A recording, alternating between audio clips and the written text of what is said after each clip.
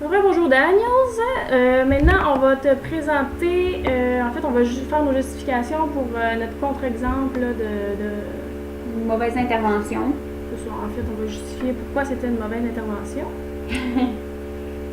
Fait que pour ce qui est des interventions verbales, premièrement, l'intervenant a brûlé les étapes du ABC. Le fait de donner la réponse aussitôt à Kevin là, quand il a demandé, quand il a posé une question en fait, sans l'amener à réfléchir par lui-même aux solutions possibles, ça ne favorise pas son autonomie. Il y a un concept aussi de cause à effet. Quand Kevin va faire face à une difficulté, il ne développe pas ses capacités de réflexion dans le but de lui-même trouver là, des solutions.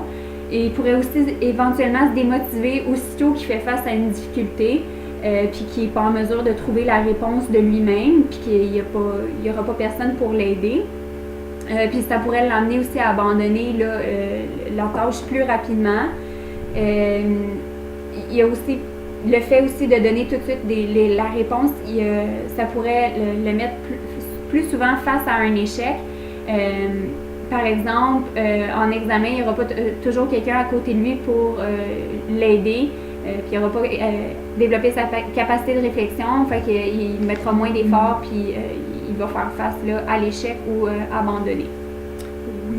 Ensuite, faire des signes de doute ou faire des signes qui démontrent que l'enfant est dans l'erreur. Là, on a vu que l'intervenante elle disait c'est long, ça marche pas ça, tu viens de le voir à page 34, là, elle met vraiment l'accent sur ses erreurs plutôt que de l'encourager puis de souligner les efforts qu'il fait pour essayer de trouver des solutions. Ça peut apporter Kevin, dans le fond, à éviter de demander de l'aide parce qu'il va avoir peur de se faire réprimander, dénigrer un peu, si on veut. Ça peut aussi baisser justement son estime personnelle parce que l'intervenante, elle soulève toujours ses erreurs au lieu de mettre l'emphase sur ses efforts, sur l'effort qu'il fait. Ça peut, c'est ça, comme on disait, dans le fond, diminuer son estime parce que ça le place dans une situation d'échec, là, toujours des commentaires comme ça qui le rabaissent, qui le jugent un peu, là, qui sont dénigrants pour lui. Ça place l'intervenante de cette façon-là dans une position un peu de supériorité en rabaissant de cette façon-là, là, puis ça va... il peut comprendre justement par ces commentaires-là qu'il n'est pas à la hauteur, que la solution est évidente, pourtant c'est facile. Fait que ça le dévalorise, puis ça favorise pas non plus une ouverture face de la part de l'intervenante face aux difficultés que Kevin peut avoir. Ça ne respecte pas, dans le fond, ses limites, puis ça peut nuire à la relation de confiance entre l'intervenant et Kevin, puis créer un climat plus tendu entre les deux. Pour la dernière intervention verbale, là, de la mauvaise intervention verbale, l'intervenante n'a pas favorisé le style d'apprentissage dominant de Kevin. En lui disant de faire avec les outils que Kevin avait, mais lui, il voulait faire autre chose. Là, il voulait réciter ses comptines à voix haute. Kevin n'avait pas de contrôlabilité sur la situation. Il y avait une difficulté par rapport au travail actuel, mais ça y rajoute une autre difficulté. Dans le sens qu'il est obligé de travailler avec les outils qui lui sont imposés. L'intervenant dans la situation ne remplit pas son rôle d'intervenante en étant directive et en imposant une façon de faire.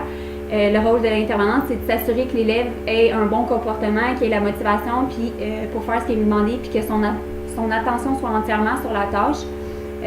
L'intervenante elle devrait donc s'assurer de mettre en place des stratégies en fonction du style d'apprentissage et non d'imposer une façon de faire qui ne concorde pas à l'élève.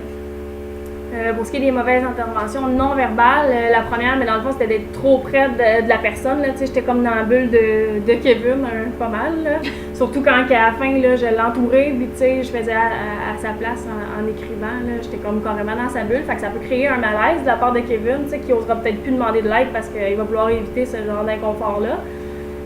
Puis aussi, la présence non-verbale, on va le voir plus tard, on va l'expliquer, là, mais elle était négative, fait que ça peut être une source de stress supplémentaire pour lui. Là. Pour ce qui est de la deuxième intervention non-verbale, deuxième mauvaise intervention non-verbale, l'intervenante restait à côté de Kevin. Elle restait en support constant. Dans le fond, elle n'attendait pas que Kevin lève la main ou demande l'aide ou démontre un signe de démotivation pour intervenir auprès de lui. Dans ce sens-là, elle ne favorisait pas son autonomie parce qu'elle restait là puis elle dirigeait à la minute que Kevin montrait, même pas à la minute, là, dès que Kevin démontrait un signe là, d'incompréhension ou d'inconfort, ça peut avoir comme effet qui va juste compter sur elle pour trouver la solution plutôt que de s'efforcer à lui-même en trouver une. Puis c'est ça, comme Jenny a mentionné tantôt, là, sa présence est négative pour Kevin, fait que ça va contribuer à son inconfort puis l'empêcher d'être en mesure là, de travailler adéquatement s'il n'a justement pas la tête complète à la tâche puis qu'il, dans le fond, peut juste se dire Colin, elle va juste me dire d'autres choses de négatif. Fait que c'est ça. Fait que c'est ça, en restant à côté d'elle, de lui en fait, là, il a peur de se faire quelque chose parce qu'il a peur de se faire mettre en échec tout de suite, sachant qu'elle est là puis qu'elle regarde tout ce qu'il fait, là, puis qu'elle attend pas qu'il demande de l'aide. Fait que la troisième, c'était le non-verbal de l'intervenant, elle démontre pas de l'empathie, là. Dans le fond, j'étais super bête, je tapais des doigts aussi sur la table, là. Ça c'était comme un signe aussi qui démontrait une fermeture, ça démontrait que j'étais comme pressée, que j'ai pas juste ça à faire, ça dénigrait un petit peu Kevin au sens où il est pas si important que ça, là. Il y a d'autres mondes, j'ai d'autres choses à faire, là. Fait que ça pourrait y mettre une certaine pression, un stress aussi qui l'amène à chercher de manière plus rapide parce qu'il se sent mal, parce qu'elle a l'air pressée. C'est ça peut faire c'est ça, qu'il trouve pas plus rapidement, fait que là il se dépêche, il s'applique pas nécessairement parce qu'il veut faire vite, ça va le mettre encore peut-être plus en échec aussi, éviter à l'avenir de demander de l'aide parce que le non-verbal de l'intervenante est désagréable aussi, fait que il veut éviter ce genre de malaise-là par rapport à elle, puis ça peut nuire aussi à la perception de l'activité de Kevin, parce que elle n'a pas l'air d'aimer ce qu'elle fait, ça a l'air d'être un effort pour elle, il a l'air de la déranger, fait que ça peut comme dénigrer l'activité là, parce que ça reflète pas à Kevin que c'est le fun puis tout. Puis c'est ça, c'est pas mal tout. Bye bye! Bye!